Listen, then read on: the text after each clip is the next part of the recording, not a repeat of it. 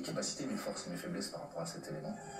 Et dans le désert, les limites sont vite atteintes, puisque la quantité d'eau emportée doit être minimale pour ne pas surcharger les dromadaires. La consommation d'eau pour un homme qui va marcher dans le désert, en plein soleil, c'est 10 à 12 litres d'eau qui vont servir uniquement à sa transpiration.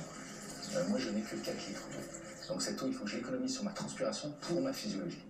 L'eau nous est en effet vitale pour irriguer notre corps.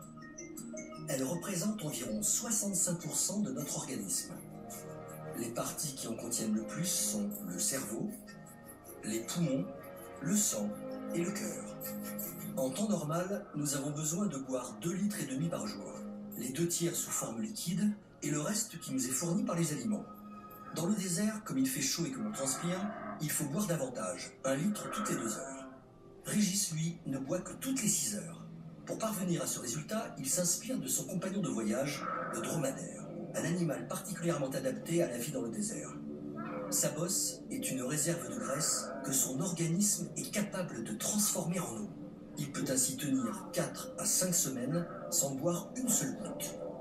Régis, lui, n'a pas de bosse, mais il a trouvé une technique pour mieux stocker l'eau. J'essaye au maximum d'éviter de boire quand la température est supérieure à celle de mon corps, parce que sinon ça va tout de suite partir en transpiration.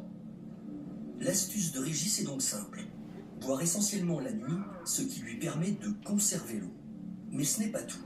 Son organisme s'est aussi adapté à la chaleur, un pouvoir extraordinaire du corps que nous possédons tous. Pour comprendre cette incroyable faculté, direction le Qatar. Ici ont lieu des recherches uniques au monde qui intéressent particulièrement les sportifs. Elles visent à mieux connaître l'adaptation du corps humain aux chaleurs extrêmes. Bienvenue à Qatar, ça fait très plaisir de t'accueillir ici. Mesure du rythme cardiaque, prélèvement de sueur, Régis va être confronté à des cyclistes professionnels qui sont habitués à repousser leurs limites, mais qui ne sont pas acclimatés à la chaleur. Au début du test, Régis et les cyclistes sont hydratés de la même façon. Tous vont alors pédaler pendant une demi-heure par 45 degrés dans une chambre climatique qui restitue les conditions du désert. L'expérience se déroule sous le contrôle d'un physiologiste français. Ok, on y va. Objectif, voir qui, de Régis ou des cyclistes, maintient le mieux son niveau d'hydratation par 45 degrés. Ce que l'on a pu voir avec Régis, c'est qu'en s'hydratant juste avant le test, son estomac était capable de filtrer assez d'eau pour compenser les pertes sudoripares.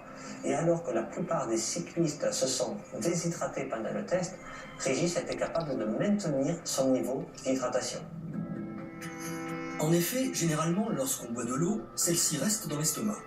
Il faut environ 1 heure pour filtrer 1,2 litre d'eau et la répartir dans le corps.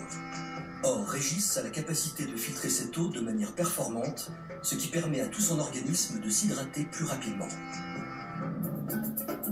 Quand Régis réalise ses traversées du désert, il se produit une autre adaptation, celle de son thermostat interne.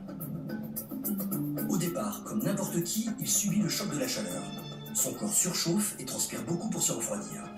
Il dépense alors une grande quantité d'eau pour retrouver sa température initiale. Mais au bout d'une semaine dans le désert, un nouveau mécanisme se met en place. Alors qu'un corps non acclimaté commence à transpirer à 37,6 degrés, le corps de Régis se met à transpirer plutôt à 37,4 degrés. Mais il transpire moins longtemps. Cela permet de mieux préserver l'eau dans le corps. Bref, le corps humain s'adapte. Si Régis est un champion en la matière, c'est aussi beaucoup grâce à la force de son mental. Mais dans une moindre mesure, nous pouvons tous développer cette capacité d'adaptation à la chaleur en nous exposant à des températures élevées. Tout le monde est capable de s'adapter, tout le monde est capable d'augmenter son niveau de performance en s'entraînant. 5 à 6 jours sont suffisants pour commencer à s'adapter à la chaleur.